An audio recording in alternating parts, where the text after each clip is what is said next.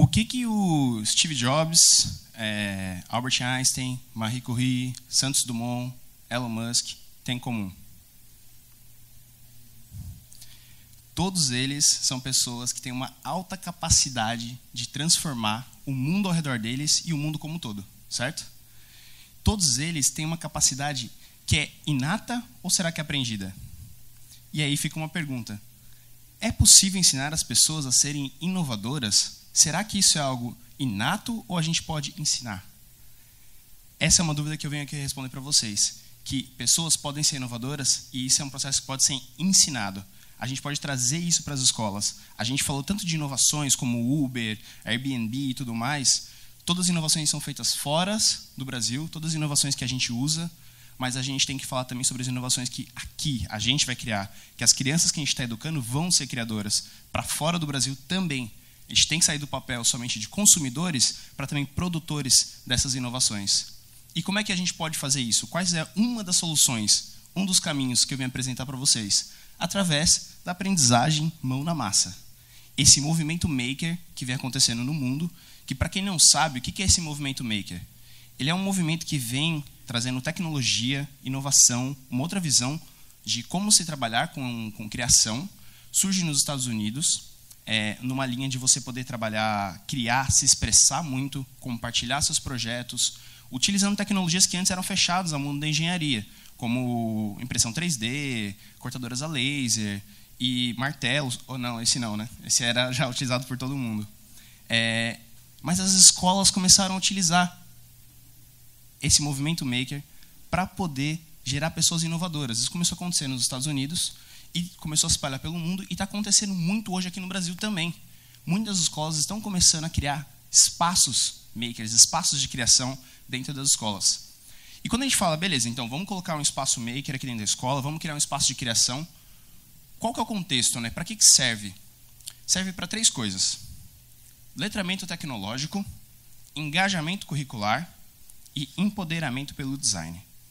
O que é cada uma dessas coisas, né? Quando eu falo de letramento tecnológico, eu estou falando o seguinte, a gente está imerso, já falamos hoje muitas vezes que a gente está imerso em um universo tecnológico, sempre como consumidores, e a gente esquece de abrir a caixinha preta, de entender esse mundo por trás das tecnologias. Então, quando a gente fala de letramento tecnológico, é ensinar nossas crianças a lidarem com essa tecnologia de uma forma crítica. Então, vamos ensinar elas sim a programar, vamos ensinar essas crianças sim a saberem modelar, vamos ensinar sim a trocar um chuveiro, vamos ensinar essas crianças a lidarem com a tecnologia que está imersa na vida dela. Esse é o primeiro ponto. Segundo, engajamento curricular. E aqui mora uma das possíveis chaves para transformar a forma como a gente trata a educação da forma tradicional. Por quê? Quando eu falo de engajamento curricular, eu estou falando da gente criar para poder aprender. O que eu quero dizer com isso? Imagina que se eu estou no ensino médio, eu tenho que aprender sobre movimento oblíquo. Quem lembra o que é movimento oblíquo em física? Imagina que se eu tivesse que aprender sobre movimento oblíquo construindo uma catapulta e refletindo em cima dessa construção, em cima dos fenômenos que eu vi, o movimento oblíquo. Será que eu aprenderia mais fácil? Será que eu não aprenderia mais fácil? Tem uma pesquisa de um professor da Universidade de Stanford, um brasileiro, que se chama Paulo Blinkenstein.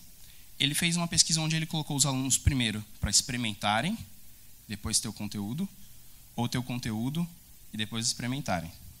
O resultado dele foi que os alunos que experimentam antes têm cerca de 30% melhor engajamento, melhor resultado na evocação do conteúdo do que quem tem o conteúdo primeiro. Ou seja, aí tem acho que um lapso, um relampejo de como pode ser uma educação muito mais efetiva no futuro através de criação. Então, esse é um segundo ponto que as escolas têm utilizado, utilizar os espaços maker como ferramenta pedagógica. E o terceiro ponto, que é o empoderamento pelo design, que por si só o nome não explica nada, eu vou ter que explicar para vocês. Então, eu vou ter que trazer mais o que é tão poderoso que esse empoderamento do design tem, que pode gerar essas pessoas inovadoras. Só que para eu explicar para vocês, eu vou ter que tirar vocês todos daqui. Eu vou ter que levar todos vocês junto comigo para a Colômbia. Ano passado, quando eu tive a oportunidade de participar do IDDS Educación. O que foi o IDDS? É um encontro organizado pelo MIT, onde ele seleciona pessoas de vários lugares do mundo, que tem com a função de ir para aquele lugar, desenvolver tecnologias para melhorar o desenvolvimento social junto com as comunidades, então junto com as pessoas de lá. Nossa função era chegar lá, trabalhar em Bogotá, nas periferias, para construir uma tecnologias que ajudassem no desenvolvimento educacional. Ok, então vamos lá. Quem foi essas pessoas que foram trabalhar lá? Aqui eu tenho um professor, que é da Universidade da Colômbia, tem uma professora do MIT, uma gestora de uma ONG no Peru, um designer canadense, o Leandro, sou eu, e ali no cantinho, não sei se todo mundo consegue ver, tem a Diana. A Diana é a professora do colégio que a gente estava trabalhando. Então, olha só, são pessoas se unindo para criar soluções para pessoas. Essa é uma das fotos que eu mais gosto do evento, de tudo, que foi uma foto que a gente tirou quando eu estava fazendo o processo de entender a realidade das crianças. E quando eu falo de entender a realidade das crianças, foi coisas muito chocantes para mim. Por exemplo, 20% das crianças que estudavam no Minuto de Dios, lá em Soacha, em Bogotá, são filhos de desplazados. O que são desplazados? São pessoas que têm suas casas, campesinos, trabalhavam no campo, e organizações, guerrilhas, simplesmente tiram essas pessoas das suas casas e elas têm que ir para algum lugar. Elas geralmente vão morar nas periferias das grandes cidades da Colômbia. Bogotá sendo uma delas. A escola que a gente estava trabalhando, 20% das crianças são filhos de desplazados. E como é que entender isso, essas peculiaridades do ser humano, quando a gente vai falar de melhorar problemas de matemática, é super necessário, porque a gente está falando de seres humanos. Então a gente está falando de pessoas construindo coisas para pessoas. Tudo bem. Então fomos lá, se juntamos e agora vamos criar. Só que o Leandro não se acha uma pessoa inventiva. O Leandro não se acha uma pessoa hipercriativa. Ele consegue, sim, ser articulado, ele consegue fazer as coisas, mas ele não se acha o inovador. E aí eu fui posto ante esse desafio e eu sofri sobre um processo de design. Nesse processo de design, começamos com um problema. Um problema geralmente genérico. O problema da escola era os alunos do terceiro ano não conseguiam se desenvolver em matemática o quanto eles precisavam. Tudo bem, vamos para a investigação, passamos por aquele passo de entender a realidade deles, sentei junto com eles, comi junto com eles, conversei com eles, vivi com eles, para entender realmente qual era o problema que eles estavam vivendo. Pensei em ideias para resolver, usei ferramentas que me ajudaram a ter muito mais ideias do que eu era capaz de ter, ferramentas, e fiz uma coisa que geralmente é onde a gente para, que eu fui tentar tirar desse mundo as ideias para trazer para o mundo real. Eu criei protótipos, comecei a experimentar, a trazer do mundo imaginário para o mundo real. Escolhemos uma ideia, trabalhamos em cima dos detalhes, construímos, levamos para a escola e deu tudo errado. Uma vez que deu tudo errado, pegamos aqueles problemas que foram gerados e continuamos o ciclo. Quando a gente continuou esse ciclo, a gente começou a criar coisas muito legais. O que a gente começou a criar, por exemplo?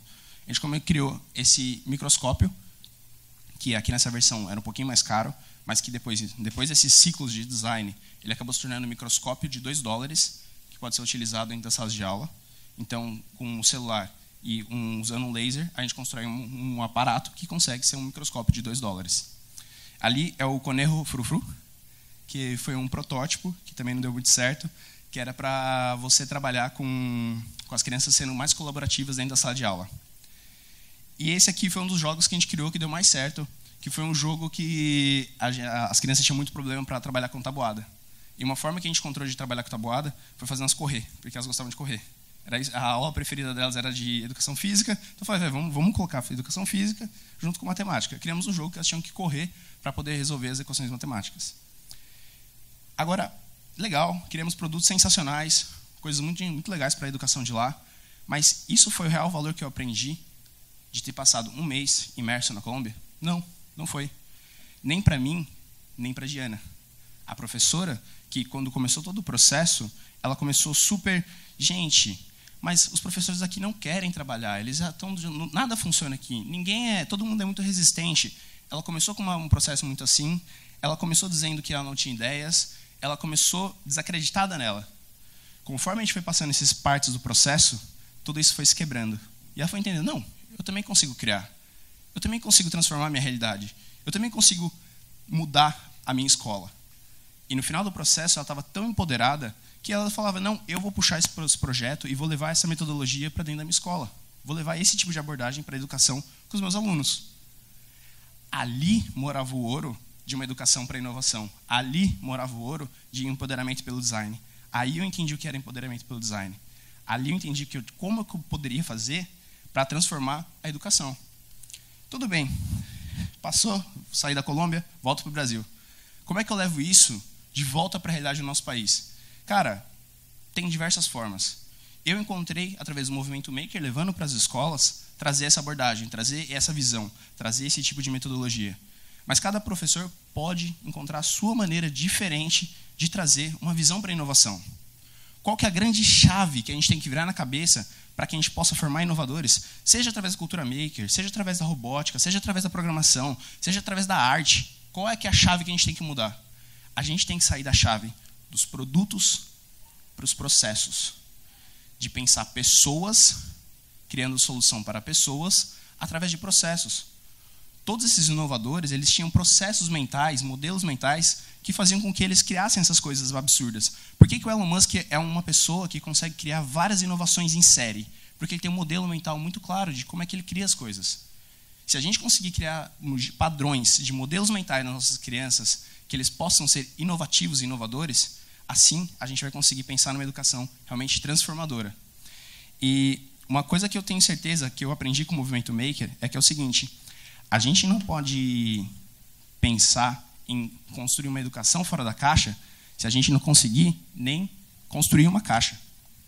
Então, o que eu deixo para vocês é a ideia de que a gente tem que aprender a construir caixas para a gente poder desconstruir caixas. Isso aí, muito obrigado.